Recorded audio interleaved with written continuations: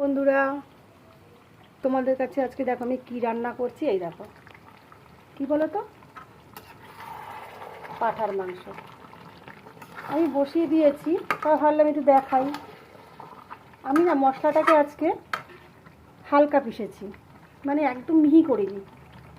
কাঁচা লঙ্কা, শুকনো লঙ্কা, পেঁয়াজ, আদা, রসুন, একটা টমেটো, আর দিয়েছি এর মধ্যে গোটা এলাচ 3-4টে, আর লবঙ্গ দিয়ে পিষেছি। আর মাংসটাকে আমি প্রথমে হলুদ, নুন, কাঁচা তেল দিয়ে মেখে রেখেছিলাম। আর ক্যাপসিকাম দিয়েছি এর মধ্যে। এই দেখো, ক্যাপসিকাম দিয়েছি। আলু আর ক্যাপসিকামটা আমি ভেজে রেখেছিলাম। আমি ফোড়নে দিয়েছি 2টো পেঁয়াজ কোচানো,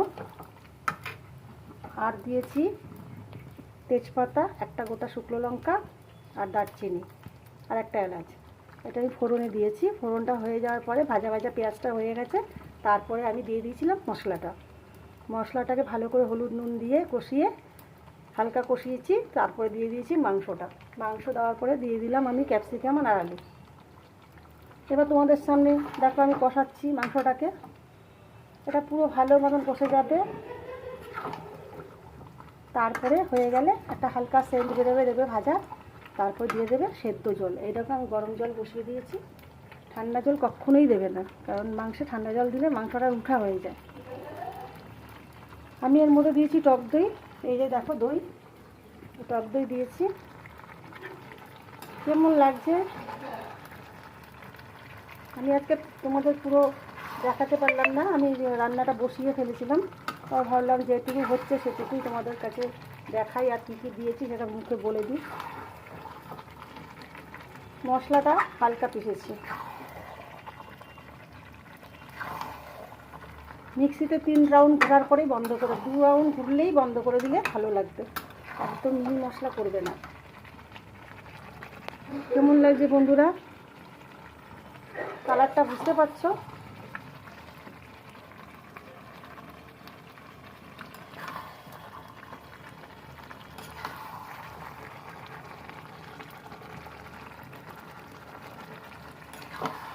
ভালো দেখতে লাগছে কি?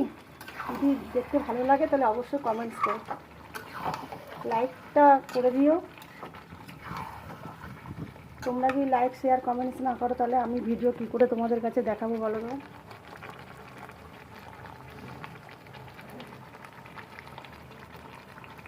এখানে আমার জলটা গরম হয়ে গেছে, আমার মাংস কষে গেছে।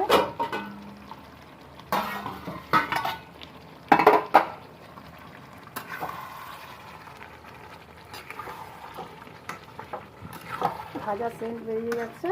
আমি এই জলটা দিয়ে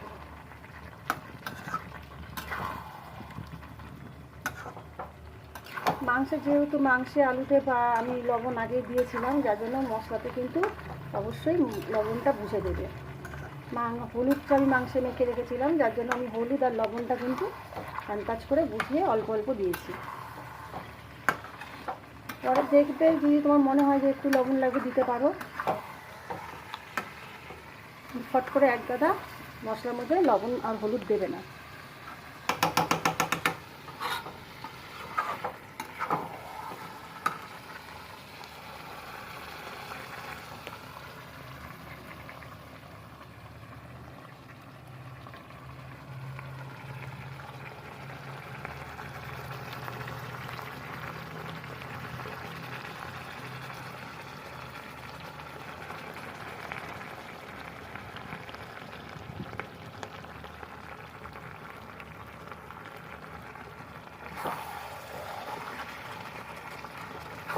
মশলা যত কষবে তত মাংস টেস্ট হয়।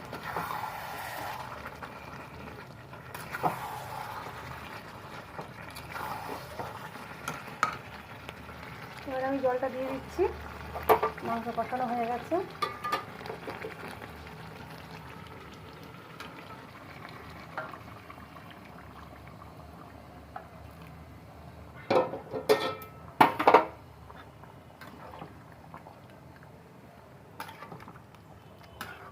আমি এর মধ্যে গরম মশলা গুঁড়ো যেটা হয় সেটাও দিয়েছি মাংস কষানোর সময়।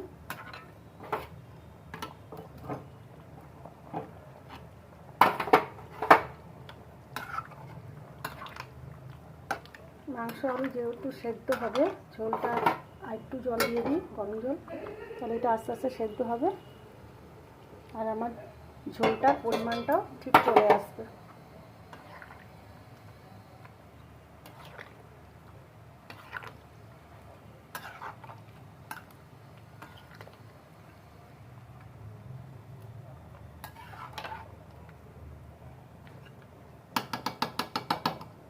তাহলে হোক আমার মাংসটা, আমি ঢেকে দিই, ঢেকে দিয়ে আমি এটা একটু কম আঁচ করে দেবো। তাহলে বন্ধুরা এইভাবে করবে, মাংস রান্না খুব খেতে ভালো লাগবে। কেমন লাগলো অবশ্যই কমেন্টস। আর যারা নতুন আমার ভিডিও দেখছো তারা অবশ্যই সাবস্ক্রাইব করবে আমার ভিডিওটা। আমি নতুন নতুন খাবার, আমি একদম সিম্পল ঘরোয়া খাবারই, যেটা আমি ঘরে করি সেটাই আপনাদের কাছে দেখাই। আমি যেভাবে খাই এইভাবে অবশ্যই করে খাবেন, ভালো লাগবে, খুব ভালো লাগবে। আপনি খেতে নিজেও ভালোবাসবেন এবং যাদের খাওয়াবেন তারাও বলবে বাহ খুব ভালো হয়েছে। ঠিক আছে বন্ধুরা, এটা হোক, আমার সব কমপ্লিট, শুধু সেদ্ধ হয়ে গেলেই মাংসটা আমি নামিয়ে ফেলবো। ওকে, বাই বাই, টাটা।